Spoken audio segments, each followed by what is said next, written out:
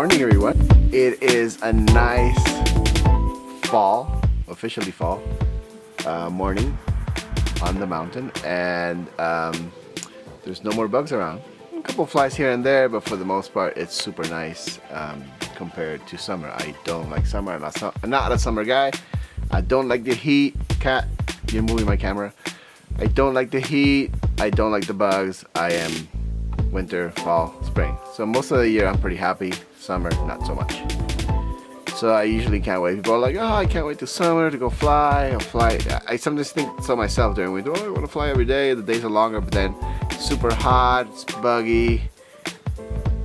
It's just not fun. So when we get fall again, I remember how nice it is. I'm here to talk to you about this battery. This is a battery that I got sent by Banggood, and it's called Rush, FPV Racing Rush. It has some sort of cockatoo on it, and it is basically TCK FPV. And we're gonna take it to the bench and we're gonna weigh it and whatnot, but in the meantime we're just gonna look. It's kind of an overview. 1550 HV milliamp hour battery, 4S. One thing I noticed is the shape of the battery and the size. It's very similar to other popular batteries on the market. The thing is that the attention to detail on this battery is pretty interesting, but it does go with the price point. It is not a cheap battery. We'll get to that shortly. Why do I keep looking away from the camera? The lens is here. Oh, because the screen is there. I'm going to move the lens, the screen down so I don't have to look at it, and I can look at the lens. Okay. The attention to detail is very interesting. First of all, you can tell that whoever made this battery or designed it and the people that built it put a lot of care and effort into it. It is not made like other batteries. I think it's made definitely for a higher end market. Somebody took the time and effort to design an entire wrap for it. So it's a really good looking battery. It doesn't have just a simple stupid label on one end. It's fully wrapped on a very nice, interesting sort of like monster koi graphic. The balance lead wires are about a typical length. They're not too long, not too short. I don't typically like really short wires because they are a pain to get connected when you're gonna charge them on a parallel board. And too long, then it's just annoying. So this is a good size because I usually just pinch them down with a rubber band or a hair tie like this before I go fly, and it's fine, and they don't get caught on the props. The length of the main leads is also appropriate. It's the actual length that I like because I usually just wrap them around like this before I connect them. So too short is a problem, too long is another problem. This is perfect. The wires are 12 gauge. Which I think might be a little bit unnecessary for a 4S pack. I think 14 is more suitable, but still acceptable. And it has one of these modern XT60s that have the cover on it and don't have the shrink tubing. I like the fact that the wires are black. It makes the battery look really good. It just has a little bit of shrink tubing here in red to let you know that's the positive wire. So somebody really put in a lot of thought into making a battery that definitely looks really good. Size and weight is very typical. We'll look at it on the bench, but it's very typical for a 4S pack. Now, something we got to talk about here. A lot of these packs and most of this FPV equipment is usually called racing gear. You know, FPV racing this, FPV racing that. Because of course racing does put the most stress on our equipment, and if it's good for racing, it should be good for everything else. However, racing has moved away mostly from 4S. So even though this is called a racing pack and you can still use it for racing, and I probably still will, a lot of people still fly 4S. For the most part, a lot of people in racing have moved to 6S and 5S. And 4S is less popular. However, in freestyle, there's still a lot of use for 4S. A lot of people love it.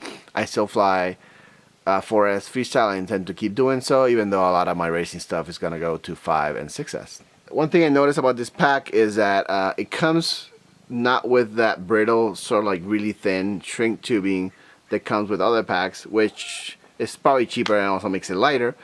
But for a lot of applications where you're flying over concrete and stuff, you either have to put a protector or buy shrink tubing somewhere industrial, like, I don't know, Fry's or whatever, so you can protect the battery more, so when it scrapes on the ground, if you have that thin tubing, it'll just scrape right off and go right into the cell, just with a couple feet of scraping on pavement. That's not good. So buying the extra thick shrink tubing is good because it definitely protects the battery. This thing already comes with it.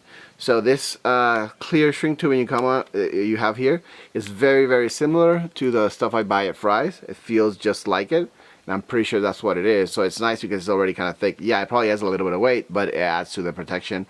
And all of us guys that race out here over pavement, that's what we use. What I've done here is I strapped it to a quad. This is a 4S racing quad, and let's see if I can focus. The idea here is that you can see more or less the size of the battery relative to a 5-inch racer. This is a Win 5 by X-Hover, and it's a typical 5-inch size frame.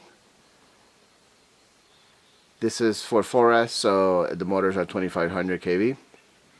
But it gives you an idea of the size of the battery and where it goes. Let's put this in the center. There we go.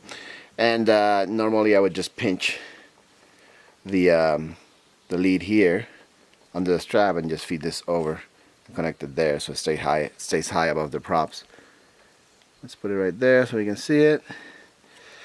Yeah, so it's a really good pack. I'm pretty impressed. I've been flying a lot of packs from Banggood over the last couple of years. Back when they had the Infinity packs, I bought a bunch of them, and I'm pretty good, easy on my gear. I do break stuff, but as far as like discharging and that sort of thing, I am kind of easy on my gear, and the fact that like a 1500 pack, I'll come down at around 1000 to 1100. 1300 pack, I'll come down at about 800 to 900. That's for freestyle racing. Well, sometimes depending on the race, sometimes I'll kill a pack. But the point is that some of those packs are still 2 years old now, and I still fly them for practice every once in a while, even though they're a little bit old now. So there you have it, the TCK FPV FPV Racing Rush 1550 high volt milliamp hour pack from Banggood. I said we'd bring the battery to the bench, and here we are. Mainly what we're looking for here is to check the dimensions to make sure it's going to work for you. Length is 75 mil, width is 36 millimeters, and height is just a little bit taller at 40 millimeters. And as far as weight, I weighed it already on my scale, and it comes in at 195. On Banggood's site, they listed at 199. We all know that can be slight differences between packs based on the cells. So, you know, one can be off by 2, 3, 5 grams.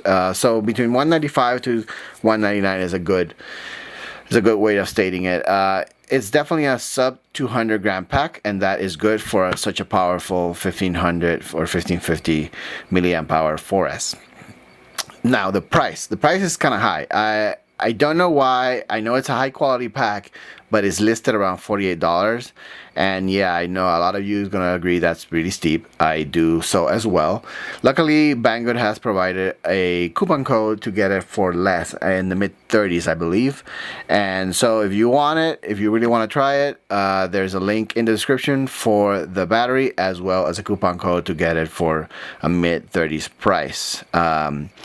It is a very good quality pack, and if you're looking for really high quality cells, and you like to run HV, I sometimes run HV, I sometimes run regular voltage, depending on what I'm charging, but the cells on this thing are definitely high quality. I've been flying it a lot, even after I did the previous part of this video, and I can tell you it is a good pack. Now, to demonstrate, I have some flight footage coming out. I posted right after this. It is not the best footage. I shot it in the middle of the day. I don't like shooting in broad daylight, simply because I don't like how the footage looks. I don't like the shutter speed. Everything looks kind of burnt, but the video does show that the battery can deliver. I'm flying a Chameleon, which is kind of heavy, you know, with T-Motor F60 Pro V2 2500 kV, which are very power hungry motors, and the battery can definitely deliver the power that you need for a setup like that for hardcore freestyle. The footage, I shot it at 60 frames per second. This I'm shooting at 30, so I'll see what I can do in editing, but I would like to have everything in the same video, so I might just have to convert it to 30 frames per second. We'll see. So anyway, watch the video, Notice the power, see how the battery performs. So far I'm pretty happy with it, and then check the link in the description as well as the coupon code if you want one. Thank you. Now this is what I'm seeing. I'm busy editing.